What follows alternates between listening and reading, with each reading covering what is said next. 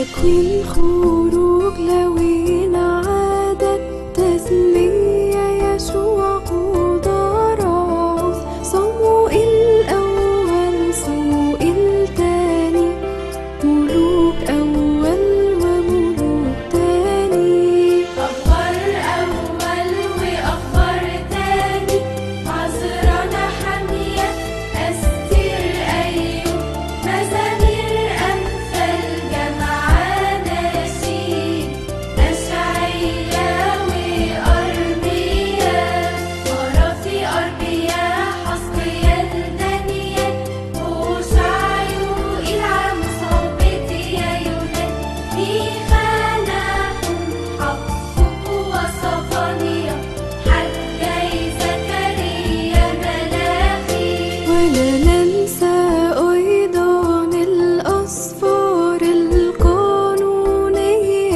التانية مع 39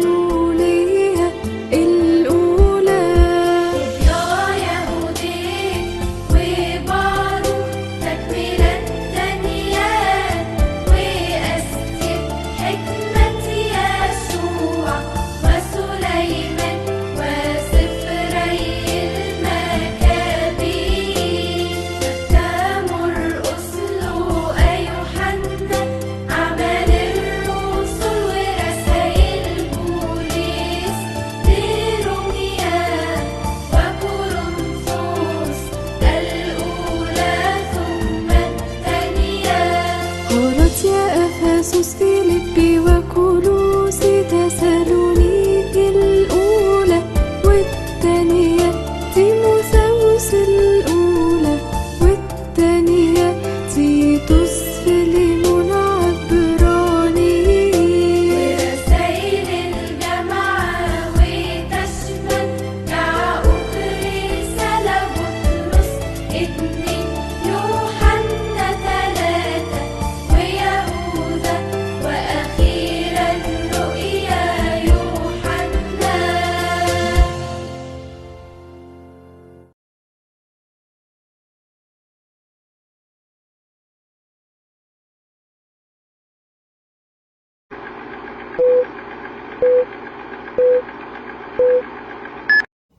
Shalom saudaraku terkasih, apa kabar semuanya? Senang sekali ya bisa bertemu kembali kita dalam himpunan kasih Tuhan bersama saya Naomi dan saudara-saudara. Kita bisa saling berbagi, saling sharing karena kemarin saya offline ya. Ada kesibukan jadi tidak buat video konten ya. Kali ini sesibuk apapun kita, Tuhan mengulurkan tangannya untuk dapat mengingat Dia, untuk dapat kita merenungkan akan kasih Allah, untuk dapat kita juga menjalankan ibadah bersama komunitas-komunitas, ibadah gereja. Yang penting dalam satu hari kita harus ada ingat dengan Tuhan ya, serta menjalankan perintahnya. Ya Bapak Ibu, saat ini saya ingin mendeskripsikan tema judul pada malam ini, yaitu ayat beberapa dalam Alkitab yang mengatakan Akulah Tuhan Allahmu. Tema malam ini sangat-sangat luar biasa menurut saya ya, karena banyak doktrin-doktrin pengajaran orang yang tidak mengenal banyak tentang Alkitab, yang tidak mengenal Tuhan, namun suka memframing, suka mendoktrin yang tidak benar. Banyak pertanyaan-pertanyaan yang harus mereka tanya kepada kita, di mana dikatakan Alkitab bahwa Tuhan sendiri yang menyebutkan Dialah Allah, Dialah Tuhan sendiri ya, di mana Yesus menyebutkan Dialah Tuhan sendiri. Banyak jangankan di perjanjian baru, di perjanjian lama hukum Taurat juga banyak ayat-ayatnya gitu ya. Nah, ayat Alkitab yang mengatakan akulah Tuhan Allahmu. Seperti yang kita tahu, Tuhan kita adalah Yesus Kristus dan Allah adalah Bapa. Setiap umat Kristen tentu tahu akan hal itu ya. Namun masih ada yang menyangkalnya. Ada sejumlah orang yang mengatakan ya dia beriman dalam agama Kristen gitu dan percaya kepada Bapa, namun dalam hati dan tindakannya hal tersebut tak dicerminkan seperti itu. Bahkan mungkin ada beberapa orang yang terang-terangan menolak keberadaan Tuhan Yesus. Nah, hal seperti itu ya hanya orang yang belum mengenal Tuhan Yesus saja ya bagi saya.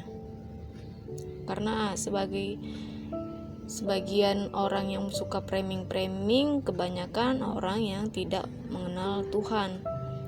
Itu banyak terjadi di sekeliling kita. Sebagai umat Kristen, kita harus menyikapi mereka dengan jawaban-jawaban ya berdasarkan ayat. Ketika mereka bertanya, kita harus menjawab berdasarkan firman Tuhan. Jangan mereka memframing Alkitab kalau tidak tahu konteksnya, tidak tahu sejarahnya. Jangan mereka doktrin-doktrin yang tidak benar. Karena sebagai umat Kristiani, kita juga harus tegas. Tegas itu untuk mengingatkan ke mereka. Bisa kita tegas dengan cara berbicara atau dari hati ke hati atau menyebarkan pengetahuan mengenai Tuhan Allah berdasarkan di firman yang didasarkan di Alkitab tersendiri ya. Nah, di kesempatan kali ini saya ingin membagikan beberapa daftar kumpulan firman Tuhan yang menjelaskan tentang akulah Tuhan Allahmu. Ya, kita bisa simak video ini untuk menjadikan renungan di sini ya. Ada daftar ayat Alkitab mengenai Tuhan Allahmu. Tuhan yang menjelaskan tentang aku ialah Tuhan Allahmu. Ya. Ayat pertama ada tertulis di Matius 4 ayat 10. Maka berkatalah Yesus kepadanya, "Enyahlah iblis, sebab ada tertulis, engkau harus menyembah Tuhan Allahmu, dan hanya kepada Dia sajalah engkau berbakti." Ya, di ayat ini sudah jelas ya, semua iblis-iblis setan takluk kepada Tuhan Yesus. Sehingga banyak mukjizat yang dilakukan Tuhan Yesus sendiri semasa hidupnya ya.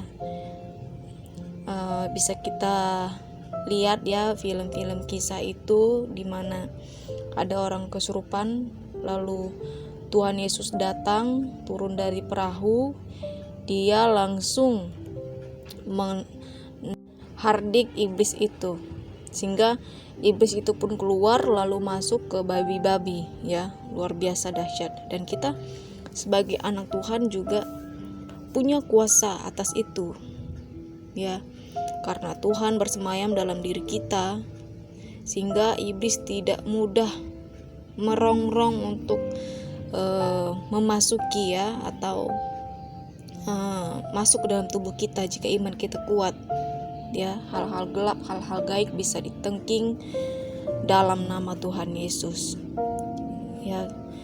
Kemudian di ayat kedua tertulis di 1 Korintus 10 ayat 20 sampai 22. Di situ dikatakan, persembahan mereka adalah persembahan kepada roh-roh jahat, bukan kepada Allah, dan aku tidak mau bahwa kamu bersekutu dengan roh-roh jahat. kamu tidak dapat minum dari cawan Tuhan dan juga dari cawan roh jahat. Kamu tidak dapat mendapat bagian dalam perjamuan Tuhan dan juga dalam perjamuan roh-roh jahat. Atau maukah kita membangkitkan cemburu Tuhan? Apakah kita lebih kuat daripada Dia?